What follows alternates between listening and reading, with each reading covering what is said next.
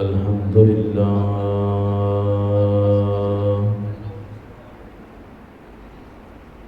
الحمد لله رب العالمين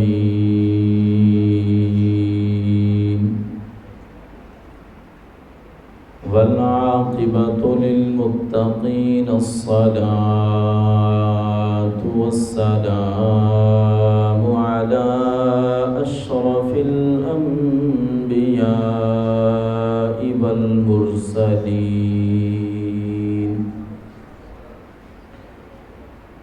وعلى آله وأصحابه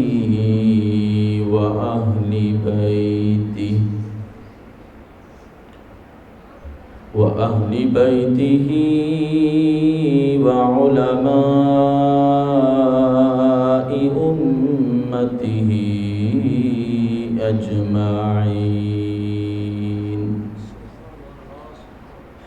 أما بعد فأعوذ بالله من الشيطان الرجيم. بسم الله الرحمن الرحيم.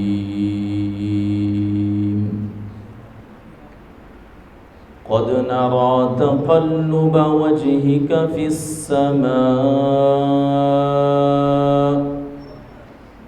آمنت بالله صدق الله مولانا العظيم. إن الله وملائكته يصلون على النبي يا أيها الذين آمنوا صلوا عليه وسلموا تسليما.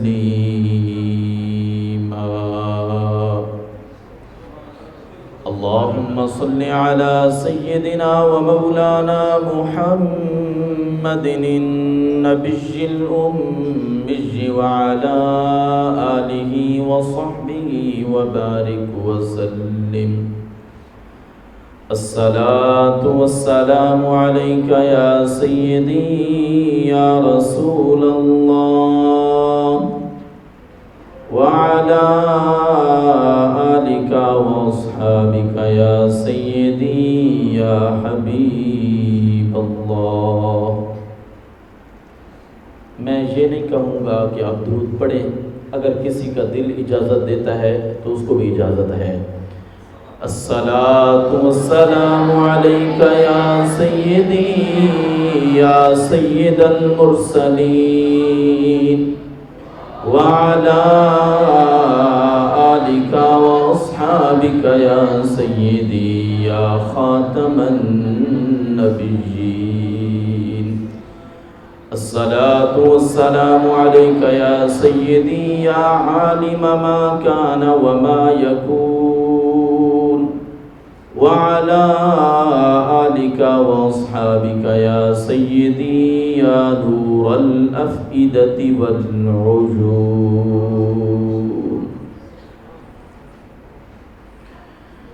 بلغ العلا بكماله كشف الدجى بجماله حسنت جميع خصاله صلوا عليه وآله. هو الحبيب الذي ترجى شفاعته لكل هول من الأهوال مقتحم. مولاي صل وسلم دائما أبدا على حبيبك خير الخلق كلهم.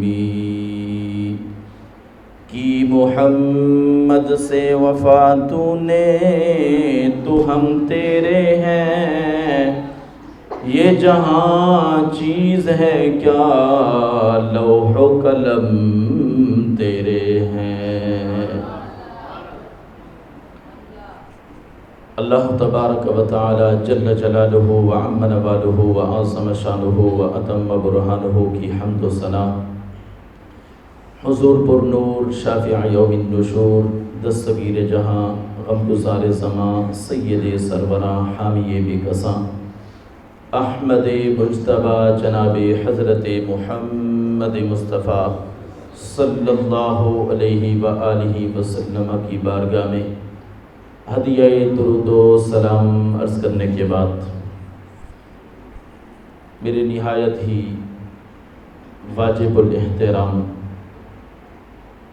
صدر محفل جناب حضرت علامہ مولانا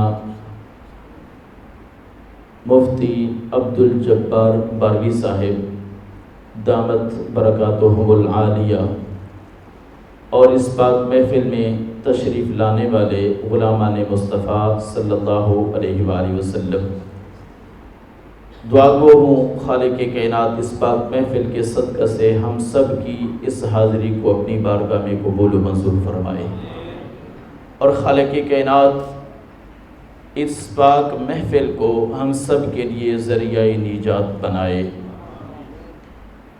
دوستان گرامی، جس طرح کہ آپ کو معلوم ہے کہ وہ باہ مقدس جس کے اندر اللہ کے پیارے محبوب علیہ السلام تشریف لائے وہ شروع ہو چکا ہے، تو غلامان مصطفیٰ صلی اللہ علیہ وآلہ وسلم بھی اپنے محبوب کے ترانے گا رہے ہیں۔ آقا علیہ السلام کی صفتوں کو بیان کرنے میں رات دن کوشاں ہیں، اور یہ ہمارا کمال نہیں بلکہ یہ تو میرے رب کی عطا ہے کہ جس کو اپنے محبوب کی صفت کے لیے منتخب فرما دے وہ میرے رب کی مرضی ہے۔ اس لیے شاعر فرماتا ہے محبوب کی محفل کو محبوب سجاتے ہیں، آتے ہیں وہی جن کو سرکار بلاتے ہیں۔ یہ ہم اپنے قدموں سے چل کے نہیں بلکہ رب کی دی ہوئی توفیق سے یہاں پہنچے ہیں، اور جس کی منظوری گنبد خضرا سے ہوئی ہے کہ آج میرے نام کی محفل ہے، میرے غلام تو بھی پہنچ جا، جس کی منظوری ہوئی ہے وہ محفل میں تشریف لا چکا ہے۔ دوستان گرامی، آج کی اس پاک محفل کا جو موضوع ہے وہ ہے حسن مصطفیٰ علیہ السلام۔ یاد رکھیں پوری کائنات کے اندر اللہ رب العزت نے مختلف قسم کی مخلوقوں کو پیدا فرمایا، تو سب مخلوقوں میں سے بہترین اور خوبصورت جو مخلوق ہے وہ انسانوں کی مخلوق ہے، اور پھر اس خوبصورت مخلوق کے اندر بھی میرے رب نے ہر کسی کو حسن اپنا اپنا عطا فرمایا ہے۔ لیکن یہ بات مسلم ہے، پکی بات ہے اور یقینی بات ہے کہ اللہ رب العزت نے پوری کائنات کے اندر اگر سب سے زیادہ حسن عطا فرمایا ہے تو اپنے محبوب کو عطا فرمایا۔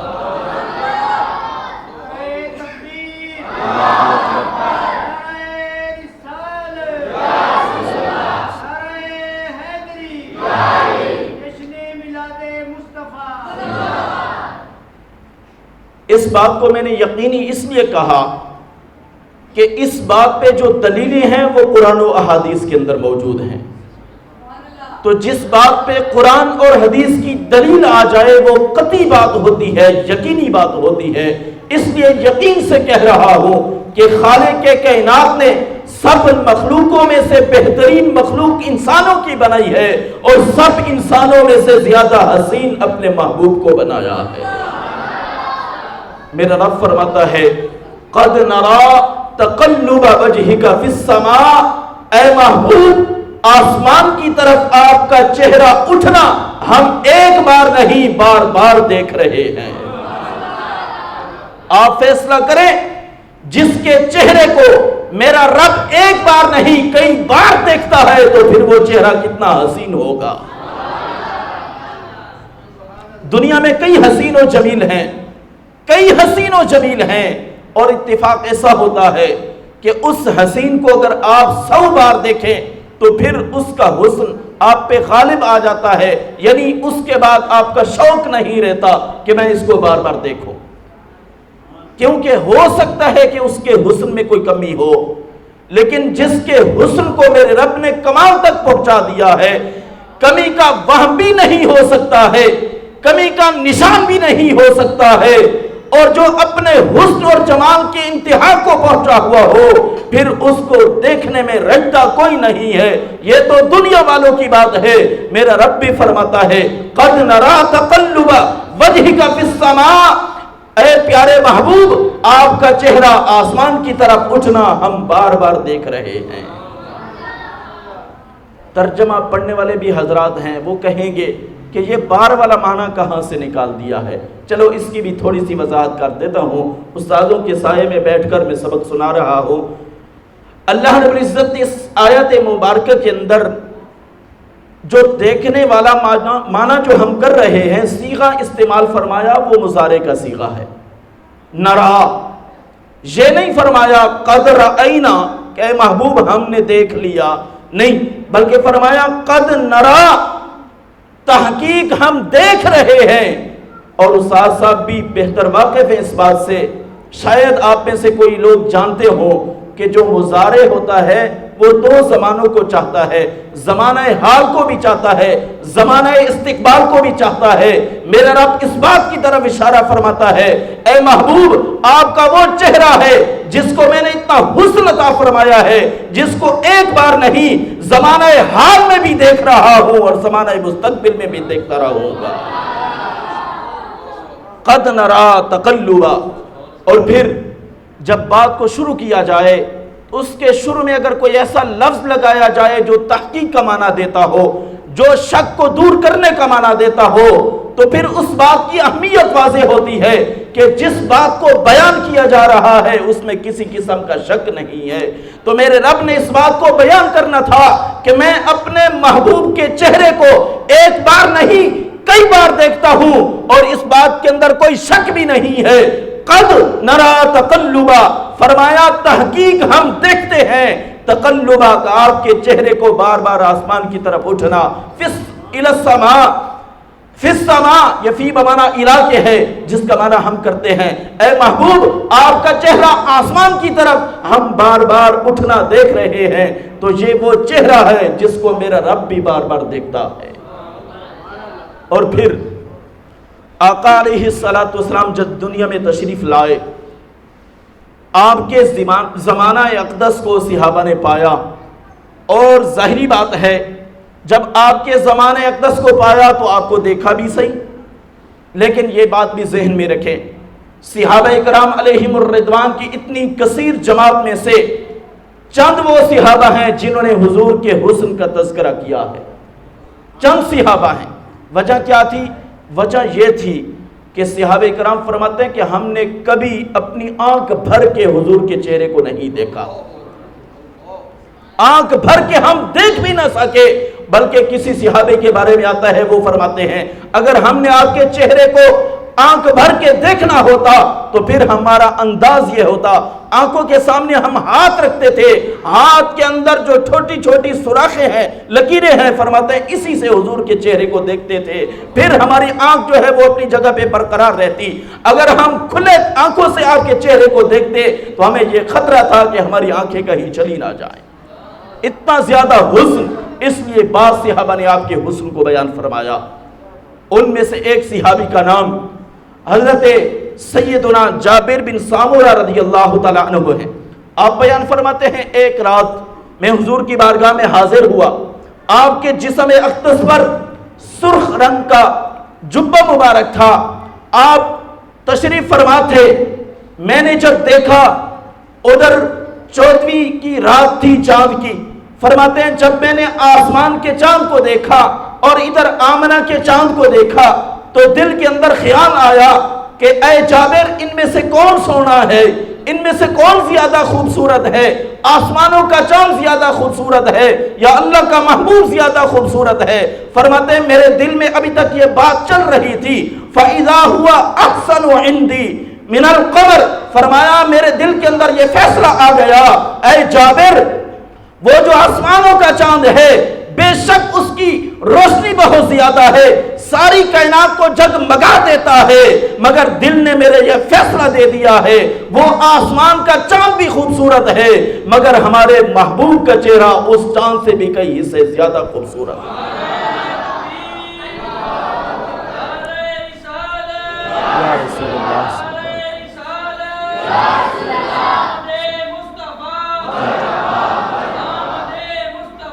مرحبا، زندہ باد، زندہ باد، زندہ باد، زندہ باد۔ تو فرماتے ہیں میرے دل کے اندر خیال آیا، میرے دل نے یہ فیصلہ دے دیا اے جابر، آسمانوں کا چاند بھی خوبصورت ہے کوئی شک نہیں، مگر آمنہ کا جو چاند ہے وہ اس سے کئی حصے زیادہ خوبصورت ہے۔ اور دوسرے صحابی جن کا نام حضرت علی المرتضیٰ شیر خدا رضی اللہ تعالی عنہ ہے، آپ اس حدیث کے راوی ہیں، آپ فرماتے اگر مجھ سے کوئی سوال کرے کہ حضور کا چہرہ کیسا تھا، آپ کتنے حسین اور جمیل تھے، تو میں یہ کہتا ہوں لم ارى قبلہ ولا بعدہ مثلہ، فرماتے ہیں میں علی المرتضیٰ جو علم کے شہر کا دروازہ ہے، فرماتے ہیں اللہ نے بڑا علم دیا ہے، ساری کائنات کو جانتا ہو، اس دور سے لے کر قیامت تک آنے والے سب لوگوں کے چہروں کو میں پڑھ چکا ہوں، میں یہ دعویٰ کر رہا ہوں کہ حضور کے چہرے سے زیادہ حسین نہ میں نے پہلے دیکھا ہے نہ قیامت تک دیکھوں گا۔ پھر فرماتے ہیں یہ صرف علی کا فیصلہ نہیں بلکہ یقول ناعتہ، جو بھی حضور کا واصف ہے، جو بھی صفت بیان کرنے والا ہے، اس کا بھی یہی دعویٰ ہے، کیا لم ارى قبلہ ولا بعدہ مثلہ، فرمایا وہ بھی یہی کہتا ہے جب حضور کی صفت بیان کرتا ہے تو کہتا ہے میں نے حضور سے زیادہ خوبصورت نہ پہلے دیکھا ہے نہ بعد میں دیکھا۔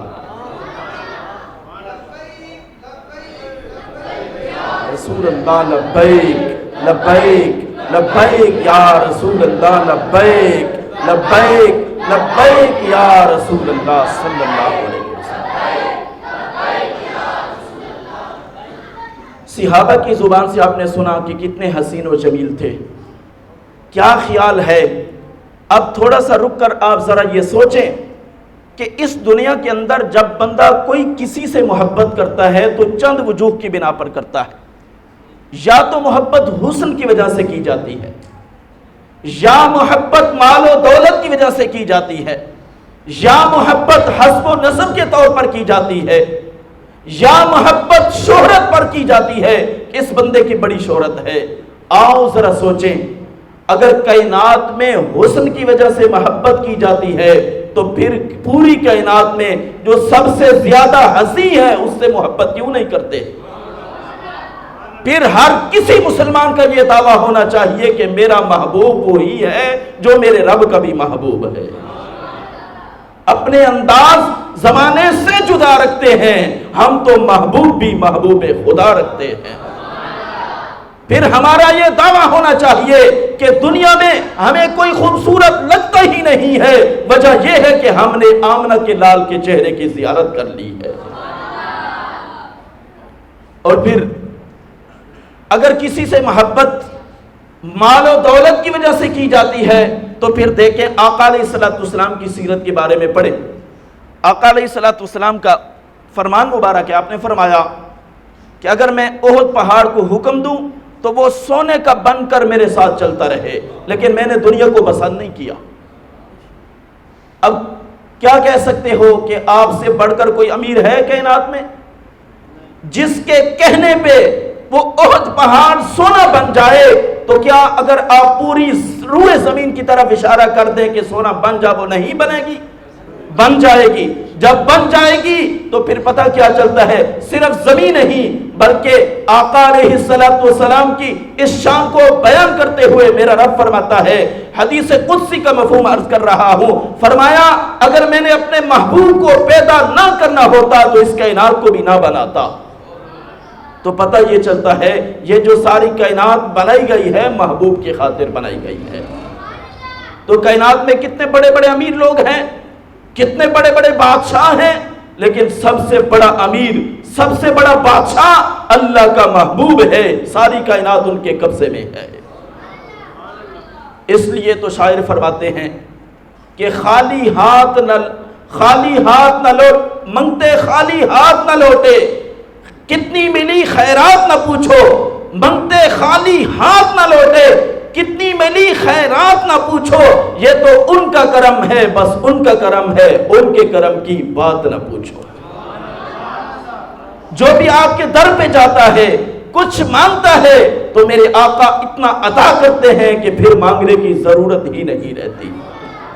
میرے کریم سے گر قطرہ کسی نے مانگا، دریا بہا دیے ہیں، در بے بہا دیے ہیں۔ اگر مال و دولت کی وجہ سے کسی سے محبت کی جاتی ہے تو پھر اس سے محبت کیوں نہیں کرتے جس کے قبضہ قدرت میں ساری کائنات ہے؟ ساری کائنات اٹھا کر میرے رب نے اپنے حبیب کے ملک میں دے دی ہے، تو پھر اس سے محبت کیوں نہیں کرتے؟ اگر محبت کا تقاضا یہ ہے کہ ہم شہرت کی بنا پر کرنا چاہتے ہیں، تو پھر میرے آقا کی ہستی سے زیادہ مشہور کون ہے کائنات میں؟ پھر اس سے محبت کیوں نہیں کی جاتی؟ اگر محبت کا تقاضا یہ ہے کہ ان کے حسب و نسب کی وجہ سے کی جاتی ہے، تو پھر بتاؤ میرے آقا کے نسب سے بڑھ کر کسی کا نسب ہے؟ اگر نہیں تو پھر ہمارا محبوب بھی وہی ہونا چاہیے جو رب کا محبوب ہے۔ اپنا انداز زمانے سے جدا رکھتے ہیں، ہم تو محبوب بھی محبوب خدا رکھتے ہیں۔ اور پھر اس کے بعد ایک اور صحابی ہیں، ان سے پوچھتے ہیں آپ بتائیں حضور کا حسن کیسا تھا؟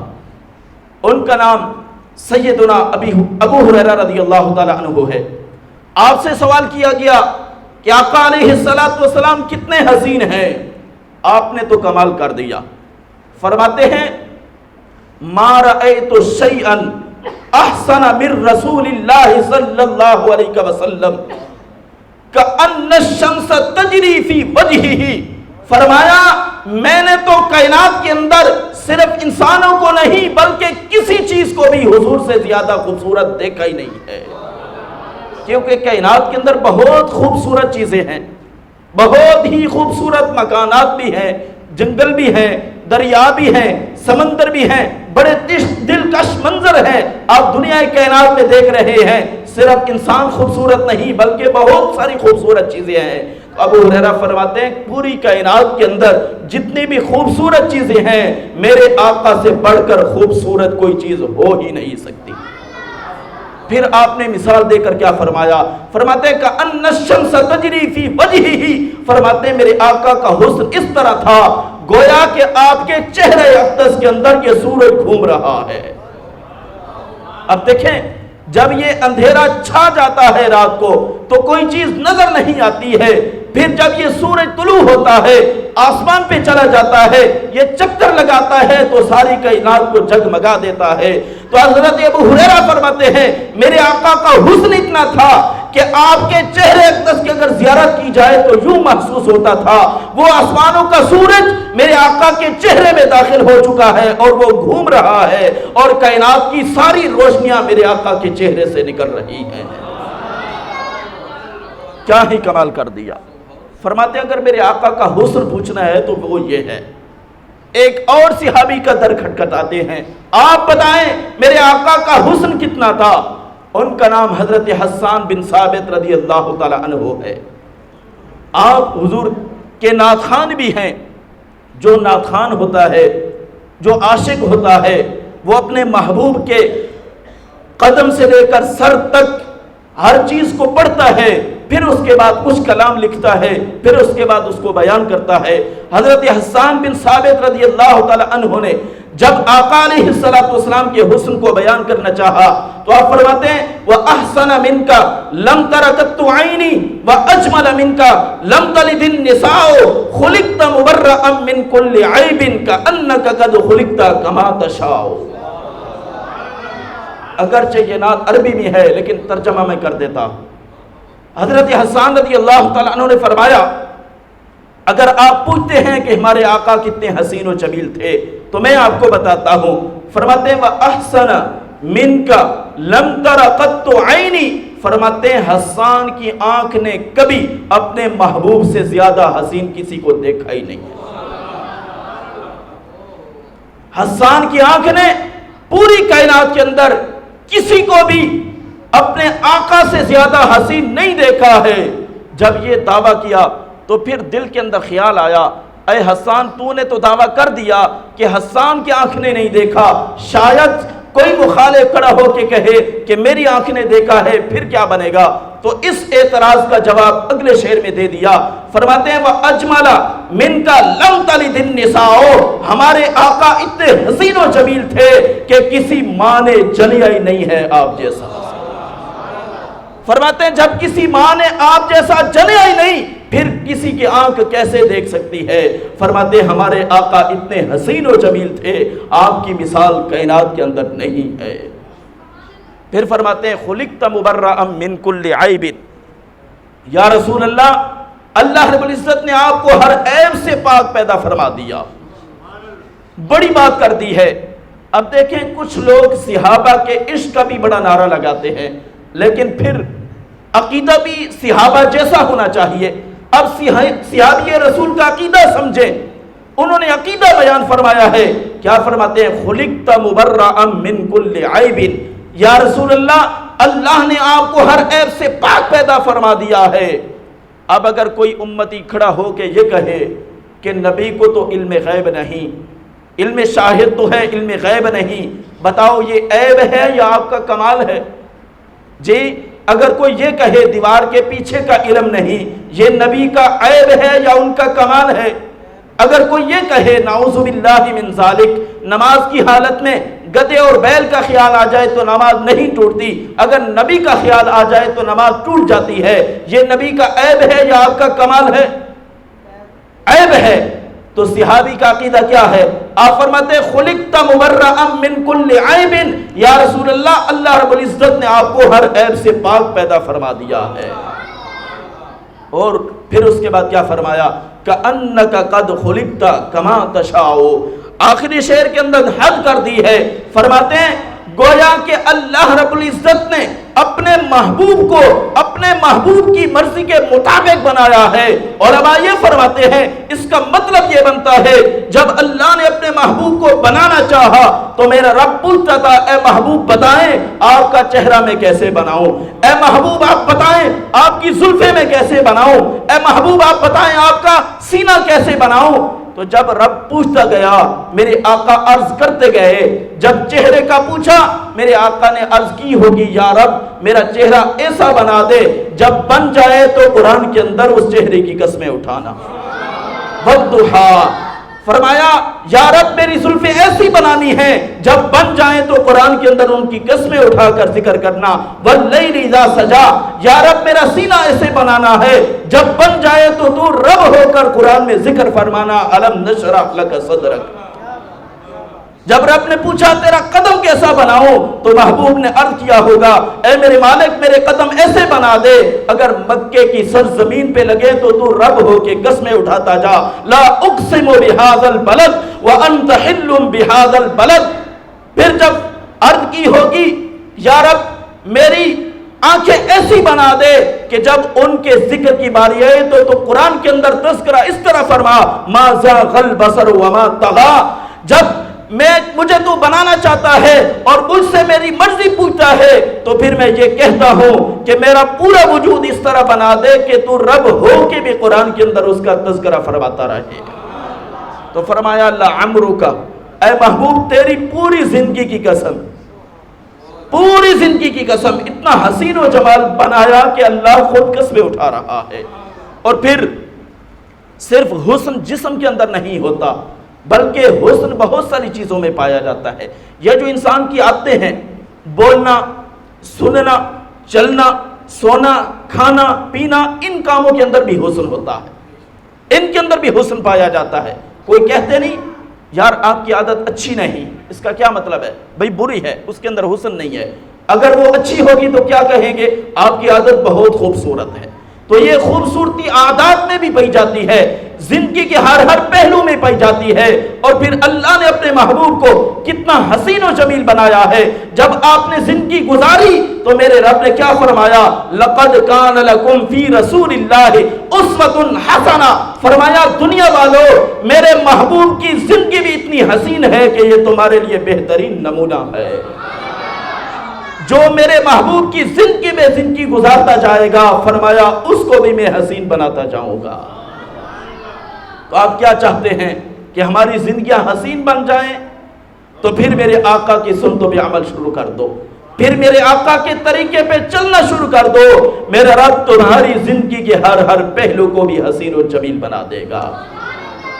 تو اس لیے حضرت حسان رضی اللہ تعالیٰ عنہ نے حد کر دی ہے میرے آقا کے حسن کو بیان کرتے ہوئے، فرمایا وَأَحْسَنَ مِنْكَ لَمْ تَرَ قَطُّ عَيْنِي وَأَجْمَلَ مِنْكَ لَمْ تَلِدِ النِّسَاءُ خُلِقْتَ مُبَرَّأً مِنْ كُلِّ عَيْبٍ كَأَنَّكَ قَدْ خُلِقْتَ كَمَا تَشَاءُ۔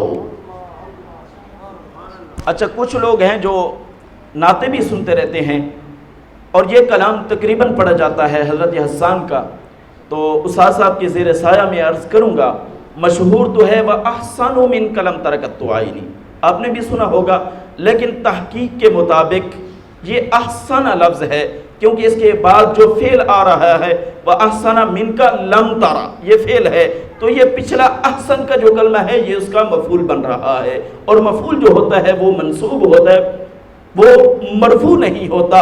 اس تحقیق کے مطابق اس کو وَأَحْسَنَ مِنْكَ لَمْ تَرَ قَطُّ عَيْنِي وَأَجْمَلَ مِنْكَ لَمْ تَلِدِ النِّسَاء، اس طرح پڑھنا چاہیے تو یہ بہتر ہوگا۔ صاحب آپ کیا فرماتے ہیں؟ جی ماشاءاللہ۔ تو یہ حضرت حسان رضی اللہ تعالیٰ عنہ نے آقا علیہ السلام کا حسن بیان فرمایا ہے ان 4 شعروں کے اندر۔ اس کے بعد آقا علیہ السلام، ٹائم پورا ہو چکا؟ اچھا ماشاءاللہ، استاد صاحب شفقت فرما رہے ہیں، آپ نے فرمایا کہ 20 منٹ ابھی تک باقی ہیں، میں تو ڈر گیا شاید ٹائم پورا ہو چکا ہے۔ جی 15 سے 20 منٹ، تو میں انشاءاللہ اسی ٹائم کے اندر یا اس سے بھی پہلے ختم کر لوں گا۔ حضرت حسان بن ثابت رضی اللہ تعالی عنہ، آپ حضور کے نعت خوان ہیں، اور آپ کے بارے میں آتا ہے کہ جب آپ نعت پڑھتے تھے تو میرے آقا اپنا ممبر چھوڑ دیتے تھے، فرماتے اے حسان تو ممبر پہ بیٹھ جا، میں نیچے بیٹھوں گا، تو میری تعریف کرے گا، میں سنوں گا، تو یہ منظر دیکھ کر میرا رب بھی خوش ہوتا ہوگا۔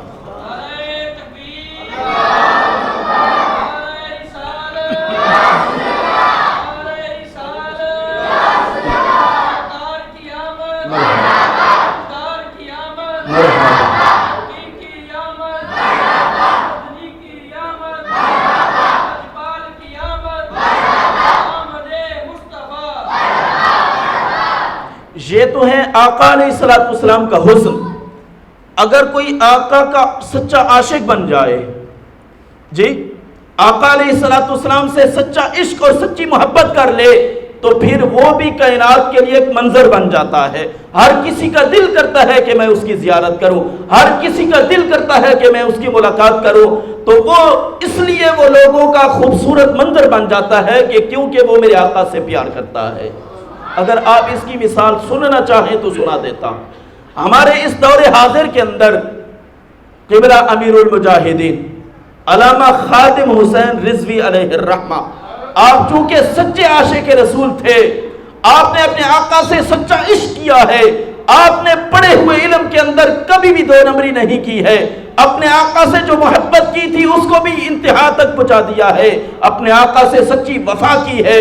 تو پھر آپ نے دیکھا کہ جب آپ کہیں جا رہے ہوتے تو لوگوں کی یہ تمنا ہوتی کہ کہیں زیارت ہو جائے، اگر زیارت نہیں ہوتی تو پھر ان کی یہ تمنا ہوتی کہ ان کی ویل چیئر کے کسی حصے پر ہمارا ہاتھ لگ جائے اور ہم اس کو چوم لیں۔ اگر یہ بھی نہیں ہو سکتا تو پھر آپ کی گاڑی کو بھی ہاتھ لگاتے ہوئے ہم نے عاشقوں کو دیکھا کہ وہ چوم رہے ہوتے ہیں۔ یہ کیوں ہو رہا ہے؟ اس لیے کہ ہمارے آقا سے سچا عشق کیا ہے۔ یہ میرے آقا کی عشق کی خیرات ہے، جو سچا عاشق بن جاتا ہے پھر دنیا والے اس کے عاشق ہو جاتے ہیں۔ اور پھر آپ جب دنیا سے گئے تو جو نام مانتے تھے وہ بھی مان گئے۔ جی نام ماننا تو یہ ہوتا ہے کہ جنازے میں بھی نہیں جانا کیونکہ میں اس کو اچھا نہیں سمجھتا، جب آپ اس دنیا سے گئے تو پھر جنازے نے گواہی دے دی کہ جو نہیں ماننے والے تھے وہ بھی آ گئے، مان گئے۔ کیوں؟ اس لیے کہ یہ حضور کے سچے عاشق کا جنازہ تھا۔ اور جو مسلمانوں کے خلاف ممالک ہیں انہی کی خبر کے مطابق کیا بتایا؟ 1,70,00,000 آدمی جنازے میں موجود تھے۔ یہ کہاں سے آ گئے؟ بلکہ میں تو کسی وقت سوچتا ہوں، ایک حدیث مبارکہ ہے اولیاء اللہ کی شان کے بارے میں۔ اللہ رب العزت فرماتے ہیں آقا علیہ السلام کہ اللہ پاک جب کسی سے محبت کرنا چاہتا ہے، کائنات میں سے کسی کو اپنا ولی بنانا چاہتا ہے، تو حضرت جبریل علیہ السلام کو حکم فرماتا ہے کہ تو بھی اس سے محبت کر، میں رب بھی اس سے محبت کرتا ہوں، تو بھی محبت کر۔ پھر میرا رب اس کو فرماتا ہے اب جا عرشوں پہ آسمانوں میں اعلان کر دے، جتنے بھی فرشتے ہیں سب کو بتا دے کہ فلاں بندے سے میرا رب بھی محبت فرماتا ہے، میں بھی محبت فرماتا ہوں، تم سب بھی محبت کر لو۔ اور عرشوں میں اعلان کرنے کے بعد پھر میرا رب فرماتا ہے اب زمین پہ چلا جا، اور زمین کے اندر جتنی بھی رہنے والے لوگ ہیں، جتنی بھی مخلوقیں ہیں، ان کو بھی بتا دے کہ رب کے فلاں بندے سے میرا رب بھی پیار کرتا ہے، جبریل بھی پیار کرتے ہیں، سارے فرشتے بھی پیار کرتے ہیں، اے زمین پہ رہنے والے لوگوں تم بھی اس سے محبت کر لو۔ تو امیر المجاہدین مجھے اس حدیث کا مصداق نظر آتے تھے۔ اللہ نے ان کی محبت کا اعلان کروا دیا تھا۔ دنیا کائنات کے کسی کونے میں آپ چلے جائیں، ان کے بارے میں پوچھیں تو وہ ہاتھ رکھ کے کہتا ہے بہت ہی اچھے آدمی تھے، بہت ہی اللہ کے پیارے تھے۔ یہ محبتیں کہاں سے آ گئی؟ یہ محبت گنبد خضرا سے آ گئی ہے، کیونکہ ان کے دل کے اندر میرے آقا کا سچا پیار آ گیا تھا۔ جب اللہ کے محبوب علیہ السلام کی سچی محبت دل میں آ جاتی ہے تو پھر دنیا والے اسی کے ہو جاتے ہیں۔ آقا علیہ السلام کسی سفر سے آ رہے تھے تو درمیان میں ایک قافلے نے پڑاؤ کیا ہوا تھا، کچھ لوگ بیٹھے تھے اور ان کے اونٹ بھی چر رہے تھے۔ آپ کا گزر ہوا تو ایک بندے سے آپ کی ملاقات ہوئی، ان اونٹ جو چر رہے تھے ان میں سے